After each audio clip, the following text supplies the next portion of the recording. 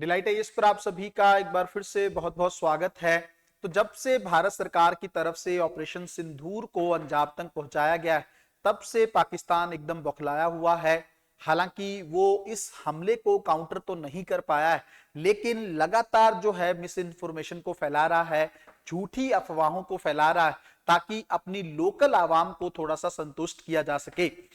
क्या इससे भारत की छवि पर कोई प्रभाव पड़ने वाला है? लेकिन सबसे इंपॉर्टेंट चीज यह है कि सरकार ने बार बार इसको क्लियर करने की कोशिश की है कि इस तरह की अफवाहों से बचें। पाकिस्तान के पास इसके अलावा और कुछ नहीं है, कोई हमला उसकी तरफ से ना तो अभी तक किया गया है, सिर्फ सीजफायर का उल्लंघन वो कर रहा है।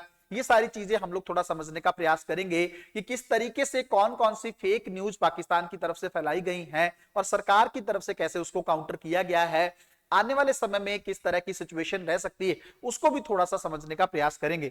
सबसे पहली चीज तो आप लोग बहुत अच्छे से जानते हैं कि पहलगाम आतंकी हमले का बदला भारत की तरफ से ले लिया गया है। हमने ताबड़तोड़ तरीके से 24 मिसाइलें जो हैं पाकिस्तान के उन ठिकानों पर दागी जहां पर आतंकी कैंप संचालित हो रहे थे, जहां पर जैश ए मोहम्मद काम कर रहा था, जहां पे लश्कर तैयबा के जो है प्रशिक्षण कैंप चल रहे थे। सरकार ने बहुत सिलेक्टिव अप्रोच अपनाई है और अच्छे तरीके से उनको डिस्ट्रॉय किया है। ये वो जगह है जहां पर भारत सरकार की तरफ से अटैक किए गए, चाहे वो आप मुजफ्फराबाद को देख सकते हैं, कोटली को देख सकते हैं, सियालकोट देख सकते हैं, और उसके अलावा बहावलपुर में भी टारगेट किया गया है ना। तो नुकसान तो बड़े स्तर पर पाकिस्तान को पहुंचा है। उसके बाद पाकिस्तान कुछ खास कर तो पाया नहीं है। पाकिस्तान के पीएम के द्वारा एक दो बातें बोली गई हैं कि वो इनका बदला लेंगे, है ना। पाकिस्तान जब तक इसका बदला नहीं लेगा तब तक खामोश नहीं बैठेगा। उनकी सेना भी इस तरह की बातें जो हैं लगातार कर रही है।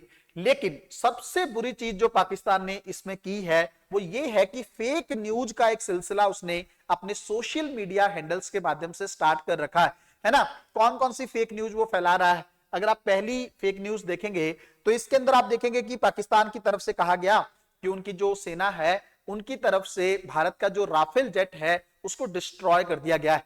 जबकि सरकार ने बहुत अच्छे से क्लियर किया कि ये हमारे पंजाब के मोगा में 2021 में भारतीय वायुसेना का एक जहाज जो मिग 29 वो थोड़ा दुर्घटनाग्रस्त हो गया था, एक्सीडेंट हो गया था उसका वहां पे। ये उसकी तस्वीर है। क्यों आप दिखा रहे हो कि राफेल देख तो लो कम से कम कि राफेल किस तरह का है ना। राफेल देखते नहीं हो, आप जानते नहीं हो, ऐसे ही आप झूठी खबरें जो है उसके बारे में फैला रहे हो। दूसरी चीज उन्होंने ऐसा ही एक चीज बोली कि उन्होंने भारत के कई दो जो फाइटर जेट हैं उनको टारगेट किया गया है। तब भारत ने कहा कम से कम जेट और हेलीकॉप्टर में अंतर तो समझ लो, ये हमारा हेलीकॉप्टर है जो डिस्ट्रॉय हो गया था भारत के अंदर ही, वो आप फेक न्यूज के तौर पर दिखा रहे हो, है ना। तो कम से कम अगर आप फेक न्यूज दिखा रहे हो तब तो अकल से काम लो ना, कि दिखना तो चाहिए वो जो चीज आप बोल रहे हो। आप राफेल बोल रहे हो तो राफेल तो होना चाहिए कम से कम फोटो में, वो भी नहीं। तीसरी फेक न्यूज उनके द्वारा फैलाई गई है कि श्रीनगर जो एयरबेस है भारत का, उसको पाकिस्तान की जो एयरफोर्स है उसने डिस्ट्रॉय कर दिया है ना। हमारा श्रीनगर एयरबेस डिस्ट्रॉय हो जाएगा और हमें पता तक नहीं होगा, ये भी एक बड़ी अच्छी बात है। तो सरकार ने कहा है ऐसा कुछ भी नहीं है, ये जानबूझ के बातें जो है फेक न्यूज जो है फैलाई गई है ताकि वहां की आवाम को थोड़ा सा संतुष्ट किया जा सके। भारत का श्रीनगर एयरबेस बहुत मतलब जो बहुत सेफ है और वहां पे सेना ने अच्छे से मोर्चा संभाल के रखा है। उसके अलावा पाकिस्तान की तरफ से कहा गया है कि इंडियन ब्रिगेड हेडक्वार्टर जो है उसको नुकसान पहुंचा दिया गया है, ब्रिगेडियर स्तर के ऑफिस को नुकसान पहुंचा दिया है, और हमें कानो कान खबर भी नहीं है इस बारे में। तो ये भी अगर आप तस्वीरें देखेंगे जिस तरीके से आग वाग जल रही है, ये कुछ ऐसा नहीं है, ये झूठी तस्वीरें हैं। इस तरह का हमारा जो ब्रिगेडियर हेडक्वार्टर है वो पूरी तरीके से सेफ है। सरकार ने पीआईबी के माध्यम से फैक्ट चेक किए हैं। उसके अलावा एक और फेक न्यूज पाकिस्तान की तरफ से फैलाई गई है जिसमें यह कहा गया है कि डीआरडीओ को एक लेटर प्राप्त हुआ है ना, और पाकिस्तान के हाथ वो चीज लगी है जिसमें यह कहा गया है कि भारत की जो ब्रह्मोस मिसाइल है ना, वो उसके अंदर तकनीकी खामियां आ चुकी हैं, वो काम नहीं कर पाएगी और भारत का मिसाइल सिस्टम जो है वो अब फेल होने की कगार पे है, ताकि पाकिस्तान अगर मान लीजिए वॉर की सिचुएशन होती है तो भारत बड़े स्तर पर हमला नहीं कर पाएगा। पहली बात तो किस वहम में आप जी रहे हैं? आपको क्या लगता है सिर्फ ब्रह्मोस है हमारे पास? और दूसरी चीज, ब्रह्मोस में तकनीकी खामी होगी तो वो आपको पता चल जाएगी, मतलब सोचने वाली बात है। तो सरकार ने ये बात बोली, ये भी एक फेक लेटर है, ऐसे इसका कुछ भी चीजें का सच्चाई से इसका मतलब कोई लेना देना नहीं।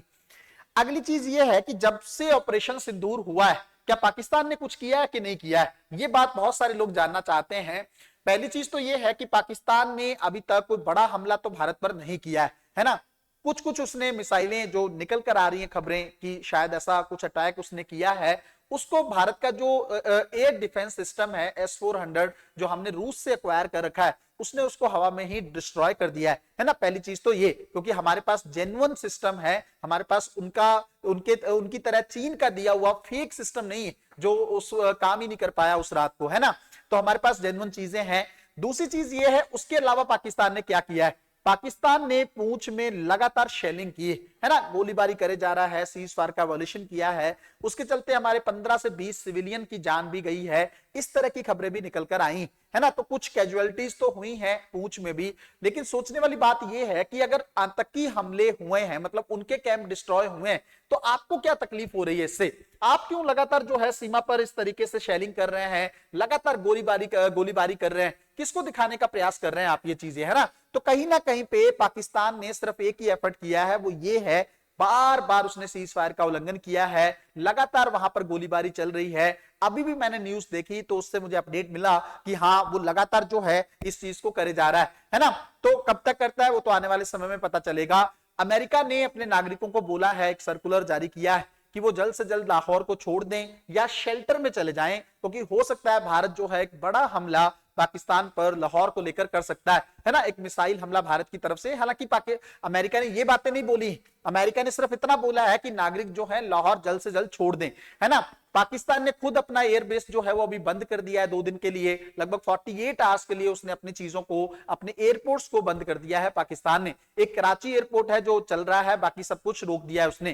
तो भारत की तरफ से आपको पता है भारतीय प्रधानमंत्री यूरोप जाने वाले थे, लेकिन वो गए नहीं, भारत में ही बैठे हैं, है ना। अगर जरूरत पड़ती है किसी बड़े डिसीजन की तो भारतीय प्रधानमंत्री का देश के अंदर होना बहुत ज्यादा जरूरी।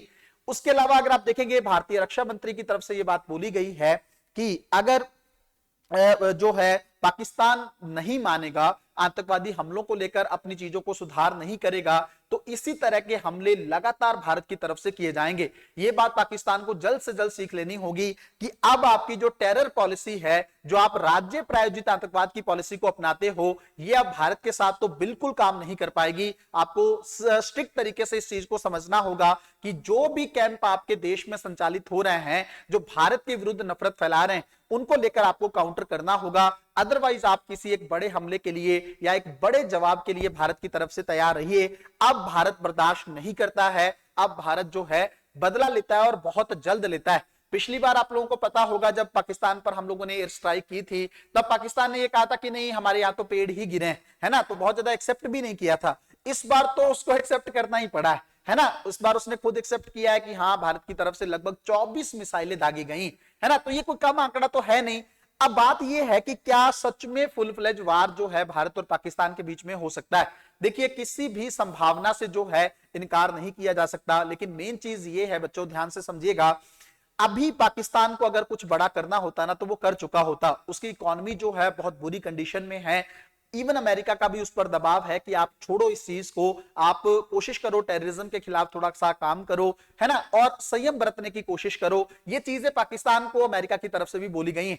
खुद पाकिस्तान ये चीज बहुत अच्छे से जानता है। कई रिसर्च अभी हुई है जिससे ये निकल कर आया कि अगर फुल फ्लेज वॉर होता भी है तो पाकिस्तान ज्यादा से ज्यादा 4 दिन तक भारत के सामने टिक सकता है ना। तो ऐसी कंडीशन में पाकिस्तान कभी फुल फ्लेज वॉर नहीं चाहेगा। हम तो हर चीज के लिए तैयार है। क्यों? हमने मॉक ड्रिल करवा रखी है, हमने अपनी जनता को रेडी कर लिया है, हमारे पास एक बहुत अच्छी लीडरशिप है जो बड़े से बड़ा डिसीजन तुरंत ले सकती है। भारतीय प्रधानमंत्री देश के अंदर ही मौजूद हैं, भारत के राष्ट्रीय सुरक्षा सलाहकार लगातार उनसे कांटेक्ट में हैं, भारत के विदेश मंत्री भारत के अंदर। तो ऐसी सिचुएशन में हम हर चीज के लिए तैयार हैं। अगर फुल फ्लेज वार होती है तो इस बार सच में भारत सरकार पीछे नहीं हटने वाली है।